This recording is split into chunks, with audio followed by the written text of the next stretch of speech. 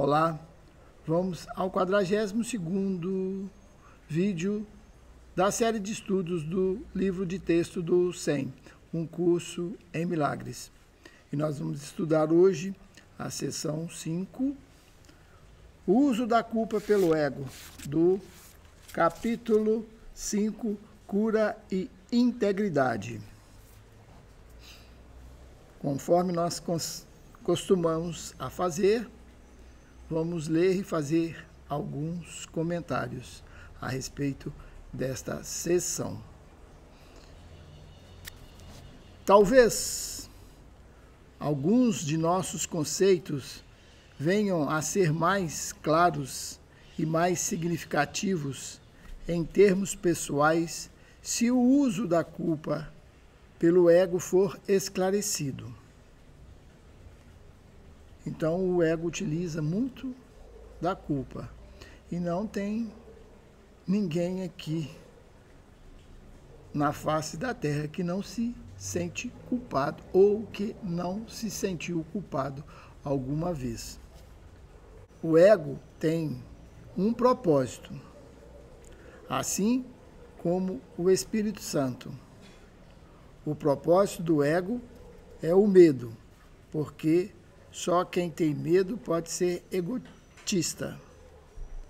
A lógica do ego é tão impecável quanto a do Espírito Santo, porque a tua mente tem ao seu dispor os meios para ficar do lado do céu ou da terra, conforme elegeres.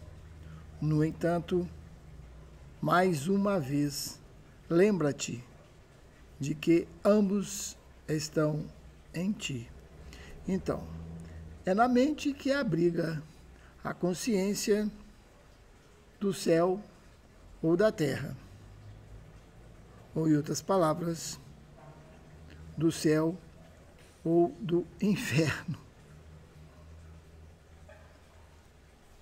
No céu não há culpa, porque o reino é atingido através da expiação, que te liberta para criar. A palavra criar, aqui entre aspas, é apropriada aqui porque, uma vez que o que tens feito seja desfeito pelo Espírito Santo, o resíduo abençoado é restaurado e continua, portanto, na criação. O que é verdadeiramente abençoado é incapaz de dar origem à culpa e não pode deixar de dar origem à alegria. Isso o torna invulnerável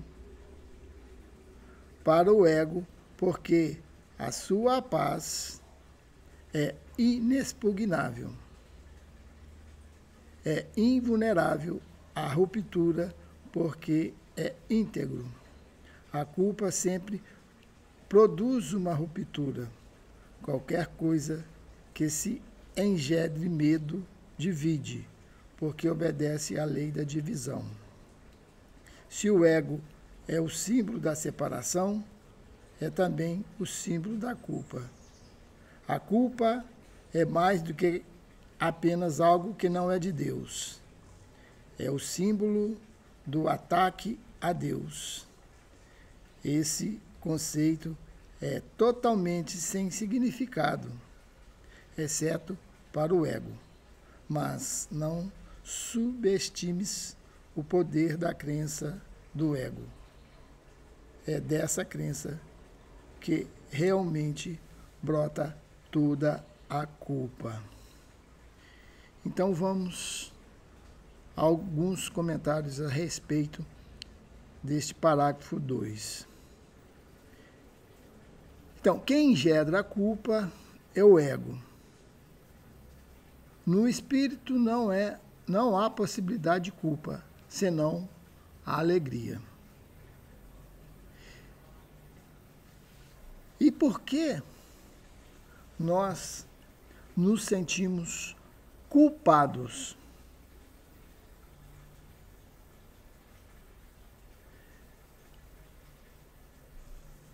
A culpa, ela é originada em relação à nossa noção de separação. Nós nos julgamos separados de Deus, da realidade, e já mencionamos isso diversas vezes, pois a mente está dividida, a mente está fragmentada. E nessa fragmentação se gera o medo, e o medo gera a culpa. E aqui nós temos uma citação muito interessante, que é o seguinte: a culpa é mais do que apenas algo que não é de Deus. Ela ainda é mais. É um símbolo do ataque a Deus. Esse conceito é totalmente sem significado, exceto para o ego. Mas não subestimes o poder da crença do ego. É dessa crença que realmente brota toda a culpa. Ou seja, o ego, por se sentir separado, ele teme a Deus. E em sua inconsciência, por essa separação, ele se sente culpado e com medo.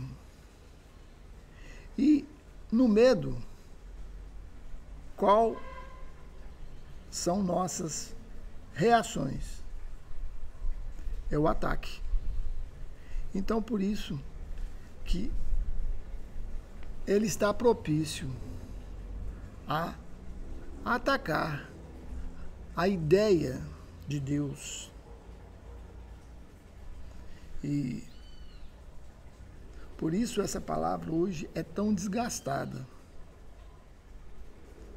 Pois Deus, para nós, na consciência do egotismo, como ele diz aqui,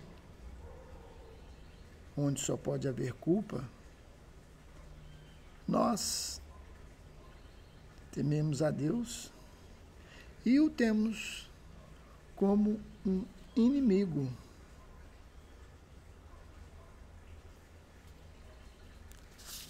Continuamos. O ego é a parte da mente que acredita na divisão. Como poderia uma parte de Deus se desligar sem acreditar que o está atacando, conforme nós acabamos de dizer? Falamos anteriormente do problema da autoridade, que está baseado no conceito da usurpação do poder de Deus.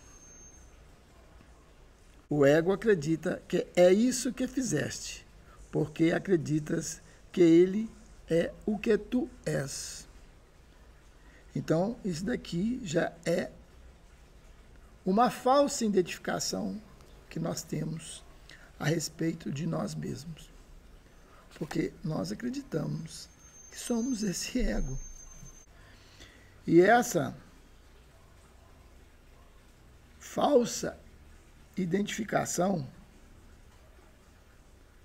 está baseada na usurpação do poder de Deus. O que quer dizer isso? Nós não aceitamos que fomos criados por Deus, e sim, segundo a nossa imagem que nós criamos, segundo os parâmetros do ego. Então, aí ele diz aqui: se te identificas com o ego, tens que te perceber como se fosse culpado. Sempre que respondes a teu ego, vais experimentar culpa e temer a punição. O ego é bem literalmente um pensamento amedrontador. Por mais ridícula que possa ser a ideia de atacar Deus para a mente sã, nunca te esqueça de que o ego não é são. Representa um sistema delusório e fala por ele. Escutar a voz do ego significa que acreditas que é possível atacar a Deus e que uma parte de Deus foi arrancada de ti. O medo da retaliação vinda de fora é decorrência disso, porque a severidade da culpa é tão aguda que tem que ser projetada. Então, o que quer dizer isso? Nós nos sentimos tão culpados em relação a essa ideia da separação e, dentro dessa ideia, por mais que seja ridícula essa concepção do ego de que ele pode usurpar o poder de Deus e, ao mesmo tempo, atacá-lo, isso gera, conforme ele diz aqui, uma severidade em relação à culpa. E essa culpa é tão severa, ou seja, essa dor que nós sentimos é tão severa e tão aguda que ela tem que ser projetada. Então, o que é essa projeção? É a projeção de tudo, do universo. Quando você se sente culpado, você não se autoculpa, mas sim projeta no outro. Sempre é o outro que é culpado, nunca você. Porque a dor é muito grande de reconhecer isso. Então, a derivação da projeção é pela separação, pelo isolamento que nós estamos. Então, assim, todo esse universo parece que está exterior a nós, como a própria culpa parece estar exterior a nós. Nós não somos capazes, dificilmente somos capazes de reconhecer os nossos erros. Eles sempre estão acontecendo em relação a algo que está fora, ou seja uma pessoa, ou seja algum acontecimento, ou seja o sistema que nós tanto acusamos. Para isso há uma variação infinita de possibilidades que nós podemos criar nessa projeção. Mas vamos para o parágrafo 4º. O que quer que seja que aceites em tua mente tem realidade para ti. Aqui é uma chave isso. Tudo aquilo que você aceita como crença é realidade para ti. Por isso, a gente sempre alerta sobre discussões e debates estéreis, porque é impossível você demover o irmão seu da crença em que ele está assentado. Aquilo ali para ele é realidade. Por isso, nós nunca conseguimos chegar a um ponto comum, pois cada um tem uma crença naquilo que ele julga como verdade. O que se pode, vamos supor, ter ajustamento, confluência, é quando você já participa daquela mesma crença. E aí nós formamos os grupos que pensam mais ou menos dentro de uma formatação em que todos os elementos participam daquele tipo de crença, porque aquilo ali é verdade. E se você não participa daquilo, você é excluído. você é inimigo, você não é entendido. Isso faz parte da fragmentação na mente. Por isso que nós estamos vendo o tempo todo a polarização de ideias. Mas vamos continuar. É a tua aceitação que o faz real. Ou seja, a aceitação dessas crenças. Se entronizas o ego em tua mente, a tua permissão para que ele entre faz dele a tua realidade. Isso é assim porque a mente é capaz de criar a realidade ou fazer ilusões. Isso o tempo todo nós estamos mencionando. Mas a ilusão para nós é realidade, porque nós demos realidade a isso. Veja que raciocínio circular. Está entendendo o poder da mente? Eu disse anteriormente que tu precisas aprender a pensar com Deus. Pensar com Ele é pensar como Ele. Isso engendra alegria, não culpa, porque é natural. A culpa é um sinal seguro de que o teu pensamento não é natural. O pensamento não natural será sempre acompanhado pela culpa, porque é uma crença no pecado.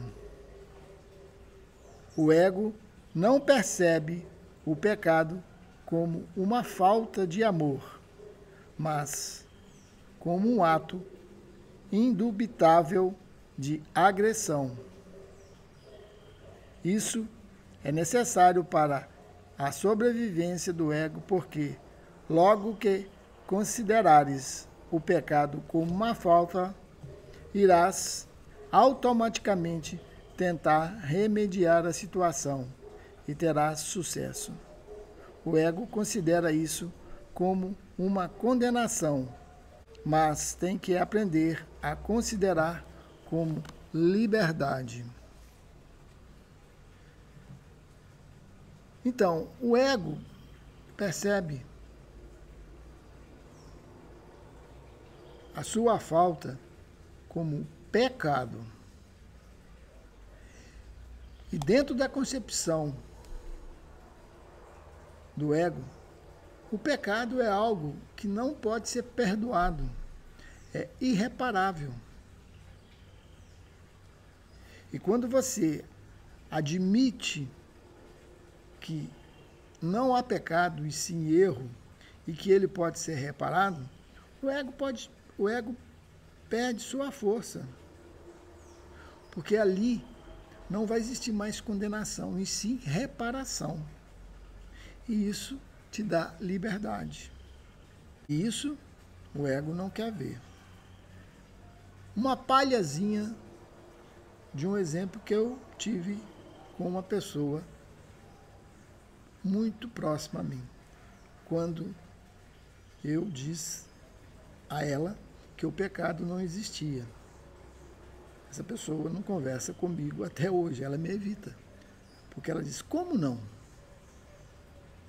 Pois a crença no pecado é tão forte que, se ela for desfeita, o ego das pessoas vem abaixo. Simplesmente começa a ser desfeito, pois a crença dele está toda no pecado.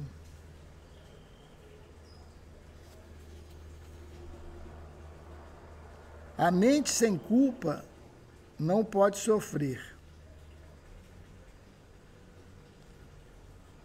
E aqui eu acrescento, e sentir dor.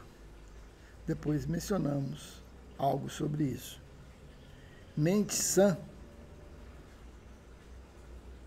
Sendo sã, a mente cura o corpo porque ela foi curada. A mente sã não pode conceber a enfermidade, porque não pode conceber ataque a qualquer pessoa ou qualquer coisa. Eu disse antes que a enfermidade é uma forma de magia. Quem, em sã compreensão, pode dizer que a enfermidade é magia e que ela está completamente contrária à vontade de Deus? O ego acredita que punindo-se vai atenuar a punição de Deus. Entretanto, mesmo nisso, ele é arrogante. Atribui a Deus a intenção de punir e então toma essa intenção como sua própria prerrogativa. Tenta usurpar todas as funções de Deus como as percebe, porque reconhece que só a aliança total pode ser confiável. Bom, o que quer dizer isso? Isso aqui é a estratégia do ego. Olha como é que ela se dá. Ele, por se sentir separado, culpado, ele adere à doença, à enfermidade, para que ele venha a confirmar essa separação e que ele tem que sofrer, se purificar, para que ele possa um dia alcançar a compreensão, se unir a Deus, pois ele se sente separado e culpado. Então, o que diz aqui? O ego acredita que punindo-se vai atenuar a punição de Deus. Ao ele sentir com medo, ele se autopune para atenuar a hipotética punição que Deus está reservando para ele. E a punição maior que se tem na mente coletiva é que você pode ser julgado ao fogo do inferno eternamente. Não é essa a crença que nós temos? Ou que vamos direto para o céu ou para o inferno? Isso dentro da concepção nossa ocidental. Entretanto, mesmo nisso, ele é arrogante, porque ele atribui uma função para ele. Como é que é isso? Atribui a Deus uma intenção de punir, que ele acha que Deus vai puni-lo, e então toma essa intenção como a sua própria prerrogativa. Então ele se autopune.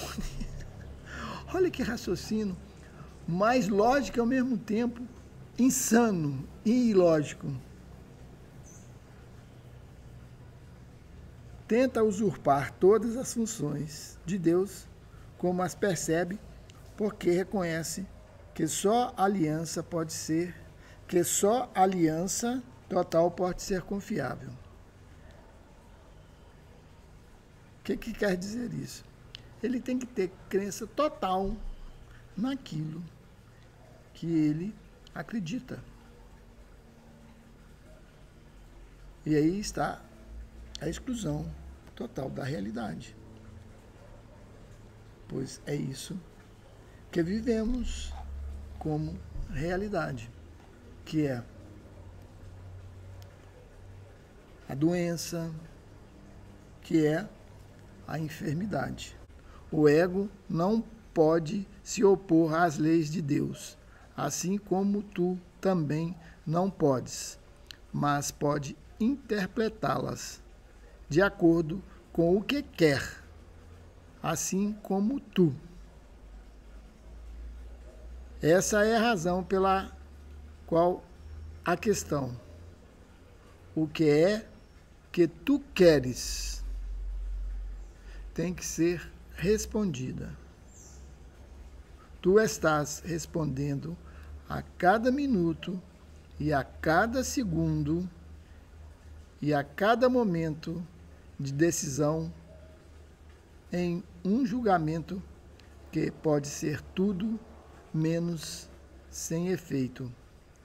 Seus efeitos seguir-se-ão automaticamente até que a decisão seja mudada. Lembra-te, porém, de que as alternativas em si são inalteráveis. O Espírito Santo, como o ego, é uma decisão. E isso é que estamos fazendo o tempo todo, sem saber que estamos fazendo. E é pela seguinte questão que ele faz como questionamento: o que é que tu queres?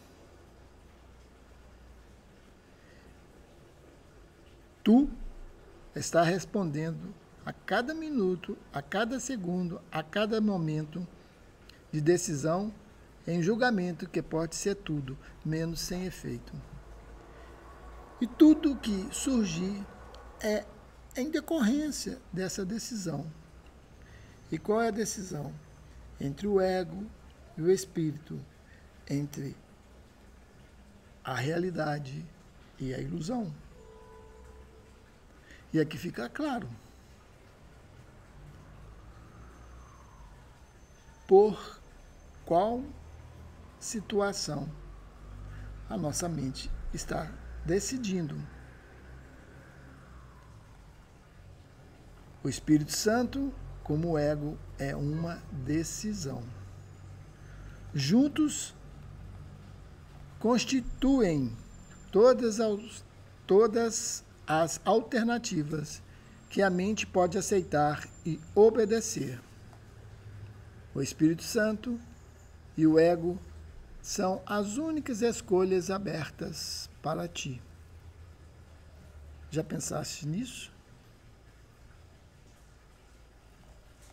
Deus criou uma delas e não podes erradicá-la.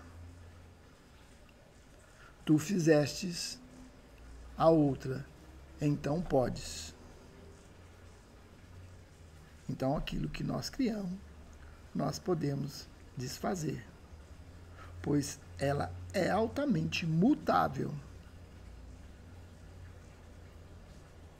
Por isso que a nossa realidade, ela é sempre mutável, efêmera, passageira, mas que nós alimentamos, parecendo que tem um sentido de imutabilidade por aquilo que experimentamos, que vemos, que tocamos. Mas isso é uma decisão nossa de ter feito e percebido o mundo desta forma. A você como percebe a si, como percebe o outro. Mas vamos continuar. Só o que Deus criou é irreversível e imutável. O que fizeste sempre pode ser mudado, porque quando não pensas como Deus, não estás realmente pensando em absoluto. Ideias delusórias não são pensamentos reais, muito embora possa acreditar nelas. Mas está errado. A função do pensamento vem de Deus e está em Deus. Como parte do seu pensamento, não podes pensar à parte dele. Então, aqui, em nosso canal, em outros vídeos, nós sempre mencionamos que não estamos pensando, e sim sonhando como algo que não existe. Porque os pensamentos reais são de Deus, e não do ego, que nós atribuímos como se verdade fosse. E Ele criou esse mundo. Portanto, esse mundo é real?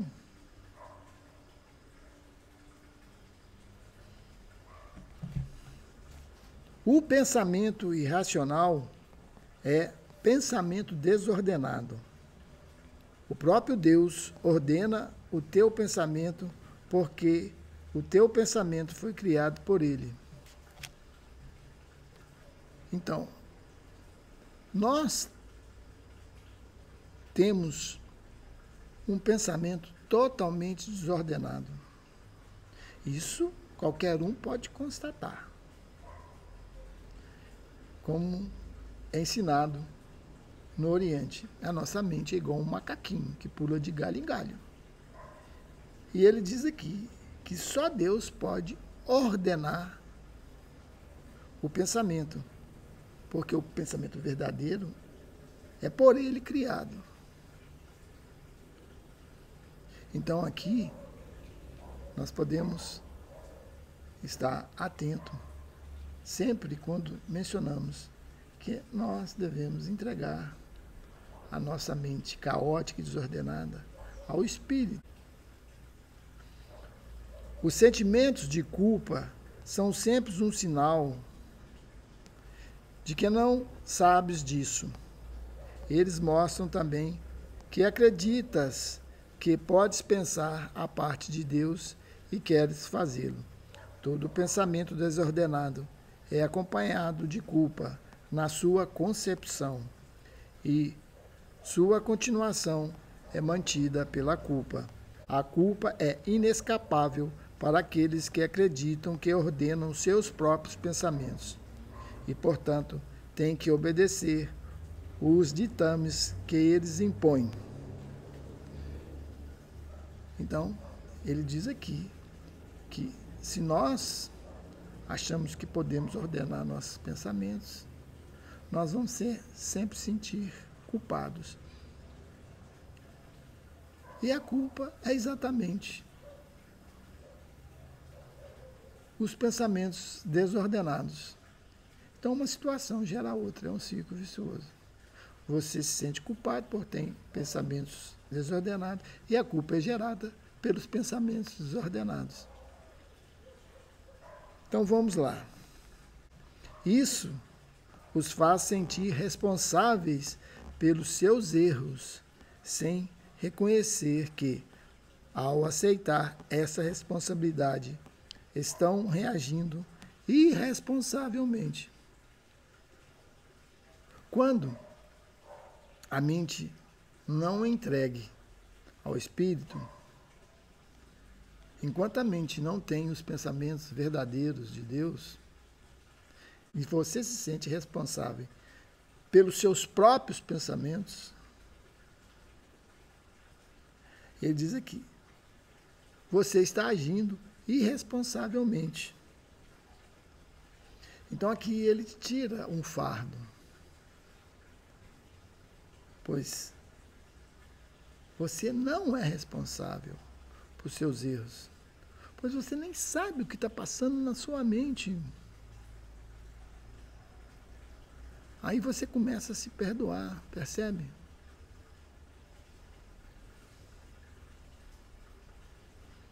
Se a única responsabilidade do trabalhador de milagres é aceitar a expiação para si mesmo, eu te asseguro que então, a responsabilidade, porque a expiação não pode ser tua. Então, a única responsabilidade que nós temos é da expiação. O que é a expiação que ele sempre fala aqui? Que nós não estamos separados de Deus. E não estando separados de Deus, não é nossa responsabilidade os nossos erros, por eles serem inconsequentes, inconscientes. Pois, ao você entregar sua mente à realidade, ao Espírito, ela é curada. Então, todos os erros são desfeitos. E para aquele que é real e está na realidade, eles nunca aconteceram, a não ser na sua crença dentro do ego. Por isso que você sofre. E não há como não sofrer, e não há como não se sentir culpado, e não há como se perdoar, porque você se julga o responsável por tudo que acontece, sem saber que você não tem nenhuma responsabilidade. Olha que interessante.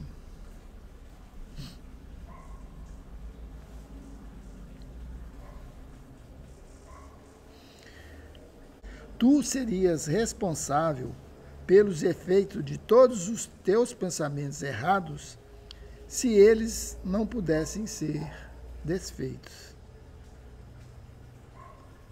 Então, como foi dito lá atrás, aquilo que nós fazemos por conta própria, nós podemos desfazer.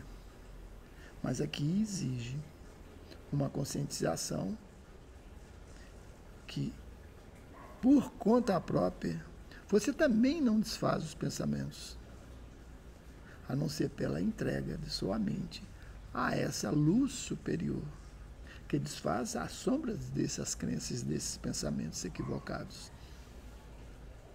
O propósito da expiação é salvar o passado, apenas em forma purificada.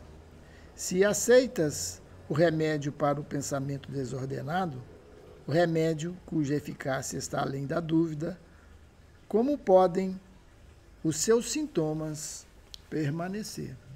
No momento em que você aceita esse remédio,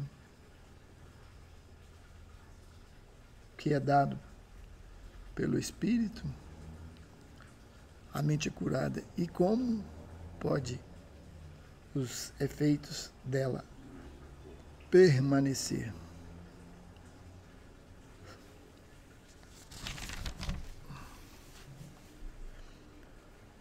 A continuidade da decisão de permanecer separado é a única razão possível para a continuação dos sentimentos de culpa.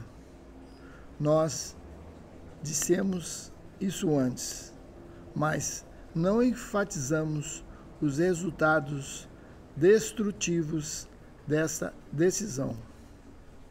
Qualquer decisão da mente vai afetar tanto o comportamento quanto a experiência. O que queres, tu esperas. Isso não é delusório. A tua mente, de fato, faz o teu futuro e o devolverá à criação plena a qualquer momento, se aceitares, em primeiro lugar, a expiação. No instante em que tiveres feito isso, ela também retornará à criação plena, tendo desistido do teu pensamento desordenado, a ordem apropriada do pensamento venha a ser bastante aparente. Então, todo o nosso comportamento e toda a nossa experiência, ela é afetada pelo nosso modo de pensar, pelo pensamento que adotamos. E ele fala, e isso não é delusório. E quando nós aceitamos a expiação, que sempre falamos que nós não estamos separados de Deus, da realidade, do todo, do absoluto, de Brahma, isso cada um nomeia conforme a sua cultura. O que acontece?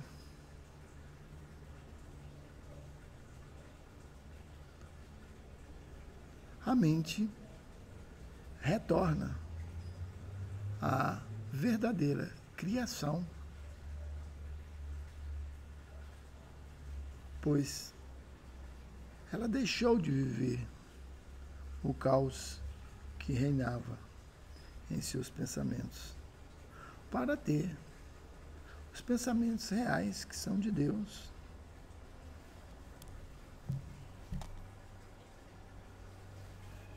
E isso faz com que o seu comportamento, a sua vida, entre dentro de uma realidade que está na mente de Deus. Você deixou de contemplar aquilo que é passageiro.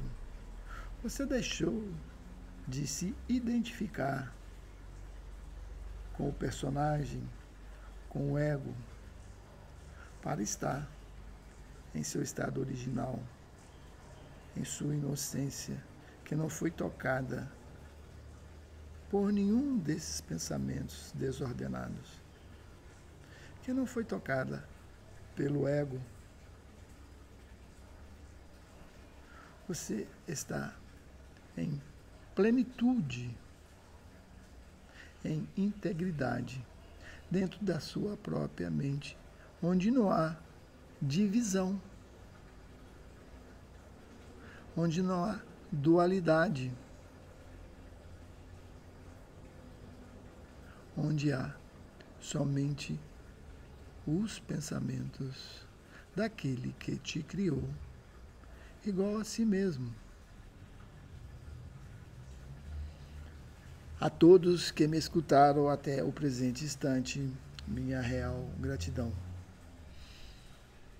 Pedimos àqueles que sentiram sintonia com este tema ou com os nossos vídeos anteriores, que possam compartilhá-lo, que possam fazer alguns comentários para que enriqueça esse conteúdo com a sua contribuição. Que dê seu like, inscreva no canal, para que possamos estar difundindo juntamente essas informações que comumente não estamos acostumados a escutar. Gratidão. Até o próximo vídeo, que estaremos entrando na sessão 6, Tempo e Eternidade. Até a eternidade. Nos encontraremos.